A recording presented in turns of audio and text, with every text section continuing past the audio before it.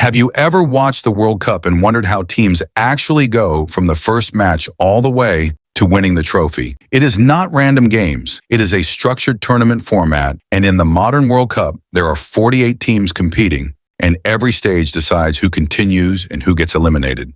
It all starts with the group stage, where 48 teams are divided into groups, and each team plays matches against others in their group in order to collect points and qualify for the next round. This is where things already get interesting, because even though bigger nations are expected to dominate, football does not always follow expectations, and we often see underdogs pushing through while favorites struggle or even get eliminated early if they fail to perform consistently. After the group stage comes the round of 32, where 32 teams enter the knockout phase. This is where pressure starts to rise because every match is now elimination football, meaning one bad performance can send a team home immediately, and even strong teams can get shocked if they are not fully prepared. After that comes the round of 16, where only 16 teams remain. At this stage, the level becomes even higher because there are no weak teams left, and every match is decided by small moments like a single goal, a mistake, or one big save that changes everything. Once teams reach the quarterfinals,